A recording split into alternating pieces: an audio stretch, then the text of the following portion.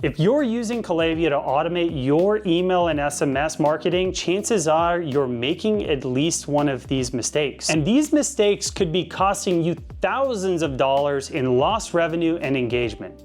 But don't worry, by the end of this video, you'll know exactly how to fix them. We've been one of the top Klaviyo partners in the world since 2016, and after auditing hundreds of Klaviyo accounts, I've seen the same mistakes over and over again, and today I'm gonna help you avoid them. With that being said, let's dive into it. First mistake you want to avoid is never combine email and SMS in the same flow. A lot of brands make the mistake of adding both email and SMS into the same automation flows. The issue, you don't always know if someone's subscribed to both channels. So why is this a mistake? If a subscriber is only signed up for SMS, they might get stuck in an email-based flow. And if they're only subscribed to email, they'll never see the SMS you intended for them. Even if they're on both lists, not everyone engages the same way with each channel. So here's a few best practices. Keep SMS and email flows separate. This will allow you to optimize each flow individually, measure performance accurately across each channel, and also ensure that subscribers don't get skipped or bombarded. For example, instead of running one welcome flow that has one email and then an SMS 2 days later and then another email, separate them out. The email welcome flow should be about 10 to 11 emails across the first 2 weeks, and the SMS flow should be anywhere from 3 to 5 SMS campaigns across the first week and a half. You can always cross-reference your data later, but keep them clean and separate. Next, don't overcomplicate your automation flows. Less is always more. I've seen too many brands over-engineer their flows with too many triggers, endless decision splits, and multiple overlapping sequences. The problem, not enough traffic flows through them. The more complex your automation is, the harder it is to scale and optimize. The solution, follow the keep it simple, stupid principle. Only use the necessary triggers for each stage and make your flows easy to update. For example, instead of a crazy post-purchase flow with 5 different conditions, start with a simple first-time buyer flow, a repeat buyer flow, and a VIP flow. This ensures each customer gets a personalized experience without clogging up the system and messing up your results and not making you any money. Next, leverage multiple post-purchase segments. The one-size-fits-all post-purchase flow is a big mistake. Many brands send the same exact email series to all past purchasers, but the first-time buyer and the repeat customer is not the same. Here's how to do it right. Create a different post-purchase flow for first-time buyers that focuses on education and a brand introduction, repeat purchasers that focuses on loyalty and cross-sells, and VIP customers that focuses on exclusive perks and early access to new releases and offers. Doing this will allow you to increase retention and customer lifetime value without annoying your customers with the irrelevant messages. Next,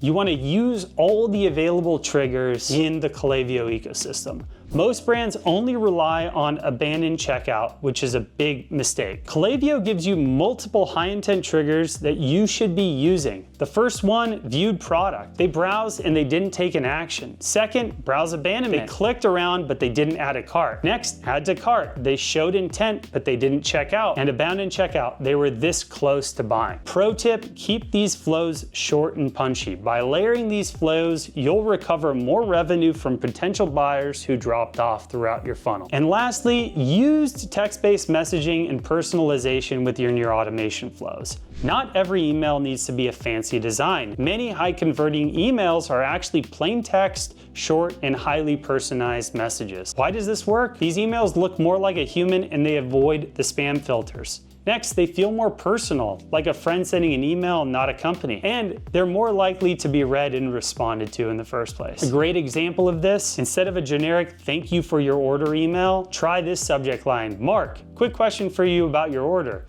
Hey Mark, I just wanted to say thank you for your order. I'm curious what made you choose product name. Your feedback helps us improve. This engages customers and opens the door for conversation. All right, let's do a quick recap here. The biggest Klaviyo mistakes that you need to avoid. 1, keep email and SMS flows separate.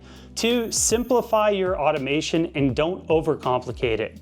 Next, use different post-purchase flows like first time, repeat, and VIP flows. Next, leverage all the available triggers, not just abandon checkout. And lastly, use text-based emails and personalization. If you found this video helpful, I'm gonna ask you to do 2 different things for me. 1, if you know anyone that would see this video valuable, that's potentially struggling with Klaviyo, maybe a colleague, maybe a founder, maybe another team member, share this video with them. I make this content for free so you guys can make more money. And 2, if you like this video and you have any questions, put a comment. I read all these comments and I will respond to you. Even if you don't like this video, tell me you don't like it. Tell me why you don't like it. And if you like it, click the like button, click the subscribe button if you want more of these videos. I make these videos every week. And lastly, if you are struggling with Klaviyo or you are trying to make more money with Klaviyo. If you run a D2C brand or you're either on the ops team, the marketing team, or you're a founder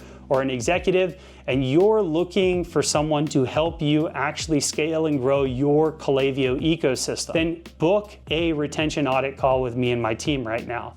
We have more experience than anyone in the Klaviyo ecosystem when it comes to scaling brands doing $1 million to $100 million a year.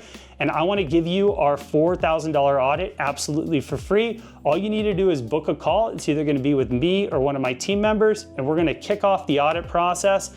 I'm going to leave a link below to a video that will break down exactly how the audit works. So if you're still on the fence, you can watch it. We typically have a 15-minute call. We'll get access to everything we need, and in a week and a half from then, we'll present the audit. We'll tell you a little bit more how we operate and see if there might be some synergy for us to work together. No strings attached. It's our gift to you. The only thing I ask is that you leave us a review on your experience. I want to help you, and I'll see you on the next one. Peace.